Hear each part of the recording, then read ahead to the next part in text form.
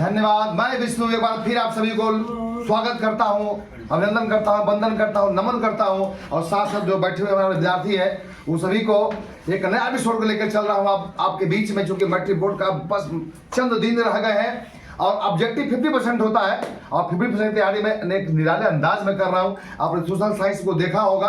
आज है science episode, physics, chemistry और बायो, और हमारे सामने यहाँ नीतीश कुमार खड़े हैं जो आज जो 48 क्वेश्चन फर्स्ट चैप्टर का है दर्पण का, उसका क्वेश्चन को जवाब देंगे। उसके बाद फिर अगला लेसन आएंगे, तो देखते हैं क्या कर पाते हैं। क्या नाम आपका? नीतीश कुमार। नीतीश कुमार। ये जो एपिसोड चल रहा है बहुत कम समय रह गए, पूरी पढ़ाई हो चुकी है लेकिन एक बार रिवीजन हो रहा है इस अंदाज में। अच्छा लग रहा है? बहुत अच्छा लग रहा है सर क्योंकि ये बहुत अच्छा है, मेरे लिए फायदा भी होगा और सारे बच्चे का भी होगा, इसलिए बहुत अच्छा लग रहा है। तो चलिए आप सामने अभी पहला चैप्टर से दर्पण से 48 क्वेश्चन है, 48 क्वेश्चन है, उसका सही जवाब देते हैं अगर आप तो आपको आज इनाम, कल 10 मिला था, आज 20 मिलेंगे और अगले दिन 30 मिलेंगे, बढ़ते जाएगा। ठीक है। चलिए तैयार है आप लोग? Yes sir. तैयार है? Yes sir. चलिए पहला क्वेश्चन है, परावर्तन के नियम से निर्धारित होता है, विकल्प देखिए, मारिए कौन होगा फटाफट। ऑप्शन नंबर ए होगा आपतन कोण बराबर परावर्तन कोण। सही जवाब। चलिए भाई, चलिए दूसरा क्वेश्चन, प्रकाश तरंग का उदाहरण है ध्वनि तरंग, विद्युत तरंग, परावैद्युत तरंग या इनमें से कोई नहीं। ऑप्शन नंबर बी विद्युत चुंबकीय तरंग। बहुत धन्यवाद। चलिए तीसरा है, दर्पण के सामने किसी भी दूरी पर वस्तु का प्रतिबिंब सीधा प्रतीत होता है तो वह दर्पण है। सीधा किसी दूरी पर अपने पर, केवल समतल, केवल अवतल, केवल उत्तल या तो समतल या तो उत्तल। ऑप्शन नंबर डी होगा या तो समतल अथवा उत्तल। बिल्कुल सही जवाब। वाह वाह वाह, क्या बात है। आगे क्वेश्चन है ये 15, यही है ना? अगला क्वेश्चन है चौथा नंबर, ये रहा, किस माध्यम में प्रकाश की चाल सबसे अधिक होती है? कांच में, पानी में, लोहा में या निर्वात में? ऑप्शन नंबर डी निर्वात में। क्या बात है, सही जवाब। प्रकाश की किरणें गमन करती है सीधी रेखा में, टेढ़ी रेखा में, किसी भी दिशा में या इनमें से कोई नहीं। ऑप्शन नंबर ए होगा सीधी रेखा में। सीधी रेखा में। तलीय कागज होता है, 2021 में बोर्ड में आया हुआ था, देखिए सामने भी लिखा हुआ है, पारदर्शक, अपारदर्शक, प्रभाषक या इनमें से कोई नहीं। पारभाषक। क्या बात है, क्या बात है। ये हलवा प्रकाश के परावर्तन कितने नियम है? दो नियम। सही जवाब। समतल द्वारा बड़ा प्रतिबिंब होता है। काल्पनिक। Option number D. परावर्तित किरण पुंज होगा सर यहाँ से क्वेश्चन एक अपसारी किरण पुंज समतल दर्पण में आपतित होती है तो परावर्तित किरण पुंज कैसा होगा? अभिसारी होगा। अभिसारी। Number B. बिल्कुल सही जवाब। किसी समतल दर्पण द्वारा आवर्धन होता है +1। Option A. क्योंकि जितना बड़ा बीम सही जवाब। वो जवाब देने का नहीं, हाउ, कैसे नहीं, बस फटाफट अपना आंसर को वेरीफाई कीजिए। एक प्रकाश किरण एक समतल दर्पण पर लंबवत आपतित होती है, परावर्तन का कोण का मान क्या होगा? Option number D 0 degree. जी हाँ, लंबवत रहेगा तो 0 डिग्री। क्या बात है, क्या बात है। गोलीय दर्पण में फोकसांतर जो बना त्रिज्या के बीच का संबंध है? ये होगा ये ऑप्शन नंबर ए होगा r बराबर 2f। अच्छा, गोलीय दर्पण के फोकसांतर को नाभ्यांतर भी कहते हैं, कभी एग्जाम दे देता नाभ्यांतर, याद रखिएगा। r बराबर 2f या f बराबर r/2 होता है। सही जवाब। किसी बिंब का अवतल दर्पण द्वारा बना प्रतिबिंब आभासी, सीधा तथा बड़ा पाया गया वस्तु स्थिति कहाँ होनी चाहिए?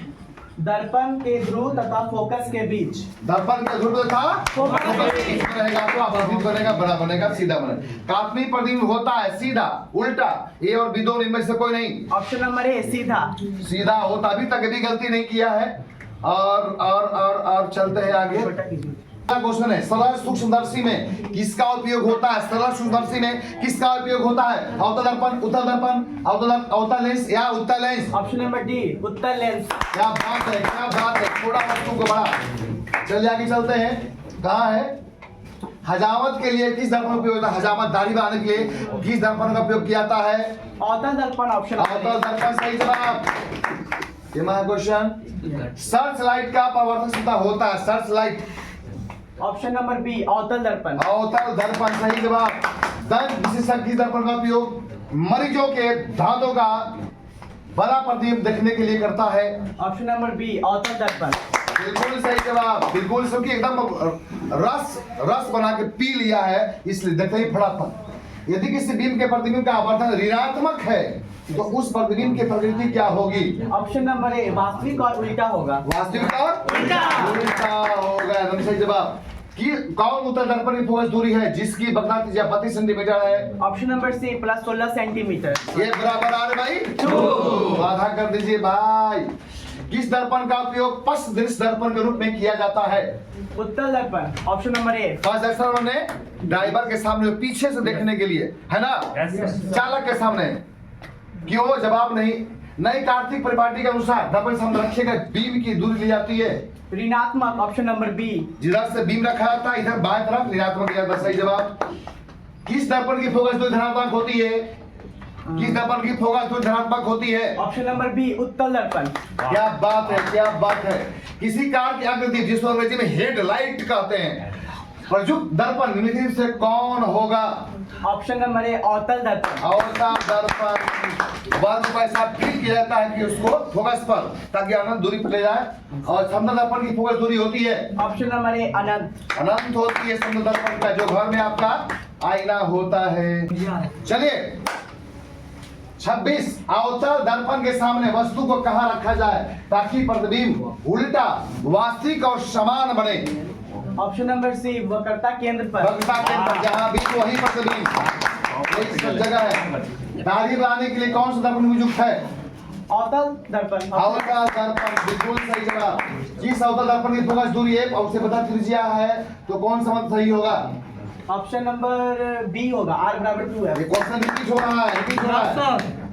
उत्तल दर्पण बना काल्पनिक प्रतिबिंब होता है, उत्तल दर्पण है सीधा आवर्धित, उल्टा आवर्धित, सीधा हास्य या इनमें से कोई नहीं? ऑप्शन नंबर सी सीधा और हासित। सीधा और हासित होता है, आवर्धित को छोड़ा। बिल्कुल सही जवाब। नीतीश कुमार, किस दर्पण से हमेशा वस्तु से छोटा प्रतिबिंब प्राप्त होता है? किस दर्पण से? ऑप्शन नंबर ए उत्तल। उत्तल दर्पण, बिल्कुल सही जवाब। ताली मारते रहे आप लोग भाई। अवतल दर्पण की फोकस दूरी होती है धनात्मक, ऋणात्मक, ऋणात्मक, धनात्मक या शून्य? ऑप्शन नंबर बी ऋणात्मक। गोलीय दर्पण के अनुसार पृष्ठ की वृत्ताकार सीमा रेखा का व्यास कहलाता है? गोलीय दर्पण का द्वारक। ऑप्शन नंबर क्या बात है, गोलीय दर्पण का द्वारक। दर्पण सूत्र कौन है इसमें? ऑप्शन नंबर ए होगा सर 1/v प्लस 1/u बराबर 1/1 होता है। बिल्कुल सही जवाब। एकदम चाटा हुआ, आप लोग एकदम सब मार रहे होंगे। किसी गोलीय दर्पण की फोकस दूरी प्लस 20 सेंटीमीटर है तो यह गोलीय दर्पण किस प्रकार का? प्लस 20 सेंटीमीटर है फोकस दूरी। ऑप्शन नंबर बी उत्तल। जी हाँ, अवतल रहता तो मैंने सुना, बिल्कुल सही जवाब। नीतीश कुमार ने दिल्ली महाराज किसी दर्पण की फोकस दूरी चिन्ह प्रॉपर्टी के अनुसार ऋणात्मक मानी जाती है? ऑप्शन नंबर बी अवतल दर्पण। बहुत बहुत धन्यवाद। अवतल दर्पण में आवर्धित काल्पनिक प्रति बनाने के लिए वस्तु कहाँ रखा जाता है? आवर्धित काल्पनिक बनाने के लिए कहाँ रखा जाता है? ऑप्शन नंबर ए फोकस और अरे अरे मार दिए। चलिए अगला क्वेश्चन है, निम्नलिखित में किस दर्पण द्वारा किसी वस्तु का आभासी प्रतिबिंब मिल सकता है? अवतल दर्पण और इनमें से सभी? इनमें से सभी होगा। अच्छा, समतल, उत्तल, अवतल और जो कि आभासी प्रतिबिंब तीनों में बनता है कि नहीं? चलिए बिल्कुल सही जवाब है। अभी तक एक भी गलती नहीं की है। फोकस दूरी 20 सेंटीमीटर का अवतल दर्पण में वक्रता त्रिज्या क्या होगी? Option number C 40 centimetre. क्यों होगी, क्यों होगी? क्योंकि फोकस दूरी वक्रता त्रिज्या की आधी होती है। बिल्कुल सही जवाब। अब आगे आँख, नाक, कान। क्या बोला, क्या बोला? त्रिज्या की आधी होती है। फोकस दूरी वक्ता त्रिज्या की आधी होती है या वक्ता त्रिज्या फोकस दूरी का दोगुना होता है? क्या क्वेश्चन था आप लोग? रुकिए, अब जब सेंटीमीटर है तो अवतल पर पता चले क्या पढ़ा था? तो सर फोकस दूरी 20 सेंटीमीटर दिया हुआ है तो ए बराबर 20 दिया हुआ है, बराबर निकालेंगे r/2 तो गुना करेंगे तो 40 सेंटीमीटर ही ना होगा। तो तुम आधा ना बोला है फोकस दूरी। अरे भाई, वक्ता त्रिज्या कितना होगा? वक्रता त्रिज्या 40 सेंटीमीटर। कैसे होगा सर? क्योंकि ये गुना हो जाएगा, 40 सेंटीमीटर हो जाएगा आंसर। गुना किसमें होगा? फोकस दूरी में सर। फोकस दूरी में दूसरे गुना हो जाएगा। आप इसको भरमा रहे हो। कोई बात नहीं, नीतीश कुमार है। आइए अगला क्वेश्चन है इस प्रकार, आंख, नाक, कान के चिकित्सा द्वारा उपयोग में जाने वाला दर्पण 24 में आया हुआ था बोर्ड में? ऑप्शन नंबर बी अवतल दर्पण। अवतल दर्पण बना प्रतिबिंब बनता है। उत्तल दर्पण में आवर्धन का महत्तम मान क्या होता है? Option number C 1/2। क्या होता है 1/2 हाफ। 2 तो हो नहीं सकता, 1 तो हो नहीं सकता, आधा होगा, है ना।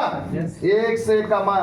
चलिए अब अवतल लेंस द्वारा प्रतिबिंब प्राप्त होता है। अवतल लेंस छोटा, सीधा, आभासी, इनमें सभी। इनमें से सभी होगा, ऑप्शन नंबर डी। हाँ जी, छोटा, सीधा और आभासी, जो कि काल्पनिक प्रति बनता है। बिल्कुल सही बात। यदि अवतल दर्पण का भाग आधा टूट जाए तो प्रतिबिंब कैसा बनेगा? सीधा बनेगा, आधा बनेगा, कम तो बनेगा, इनमें से कम नहीं। ऑप्शन नंबर सी कम तो यानी चमक कम हो जाएगा, तो मतलब चमक कम। चलिए सही जवाब। फोकस दूरी 10 सेंटीमीटर आवर्तन धनात्मक होगा यदि वस्तु दूरी का मान है 10 सेंटीमीटर से अधिक, 20 सेंटीमीटर से अधिक या 10 सेंटीमीटर से कम, इनमें से कोई नहीं। ऑप्शन नंबर सी 10 सेंटीमीटर से कम। बिल्कुल बिल्कुल, फोकस से कम रहेगा। फोकस से ध्रुव की ओर आने पर अवतल दर्पण में आवर्धन का मान क्या होता है? बढ़ता है, ऑप्शन बढ़ता है, बढ़ता फटाफट। एक अवतल दर्पण के प्रथमाक्ष पर चलती चींटी का प्रतिबिंब सीधा तथा बढ़ता जा रहा है। चींटी गति किस दिशा में होगी? ऑप्शन नंबर बी फोकस से ध्रुव की ओर। क्या बात है, 24वां क्वेश्चन। समतल दर्पण द्वारा बड़ा प्रतिबिंब होता है। ऑप्शन नंबर बी काल्पनिक। क्या बात। और अब लक्षण को चलिए लास्ट को 47 को सेकंड लास्ट। एक प्रयोग में अवतल दर्पण द्वारा किसी बिंब का प्रतिबिंब पर्दे पर प्राप्त किया जाता है तो दर्पण की फोकस दूरी को निर्धारित करने के लिए प्रयोगकर्ता को मापने की क्या जरूरत है? क्या मापेगा कि फोकस दूरी पता चल जाएगा? दर्पण तथा पर्दा के बीच की दूरी नापेगा, दर्पण तथा बिंब के बीच की दूरी नापेगा, या ये भी दोनों, या इनमें से कोई नहीं? ऑप्शन नंबर सी ए और बी दोनों नापेगा तब। क्या बात है, बिल्कुल सही जवाब है। और एक चलिए, किस दर्पण में दूर की वस्तु का प्रतिबिंब सदैव सीधा बनता है? सदैव सीधा। केवल अवतल, केवल उत्तल, केवल समतल, या तो समतल अथवा तो उत्तल? ऑप्शन नंबर डी समतल अथवा उत्तल दोनों। या तो समतल अथवा तो उत्तल। 48 क्वेश्चन जवाब सही दे दिया है। और ऐसा नहीं, विद्यार्थी बहुत अच्छा भी है, तो इसको कल 10 मिला था और आज इनको 20 मिलेंगे। चलिए 50वां जवाब, 48 क्वेश्चन जवाब दिए तो इनको 20 रुपया मिल रहा है। लीजिए, अब आपके बीच में अगला जो लेसन है उसको लेकर आऊंगा कोई और स्टूडेंट के साथ। तो इनके अच्छा लग रहा है? यस सर, बहुत अच्छा। आपने 48% जवाब हम सही दे दिया। रखे हुए थे क्या? नहीं सर। पढ़े हैं तो? यस सर, पढ़े हैं। क्या बात, बहुत रिवीजन हुआ है? बहुत, हद से ज्यादा। हद से ज्यादा? Yes, sir. बाप रे, एक्सरसाइज एवरीथिंग इज बैड, हद से ज्यादा मत कीजिए, है ना। हद में रहिए, अच्छी बात है। बहुत बढ़िया, बहुत बढ़िया। ताली।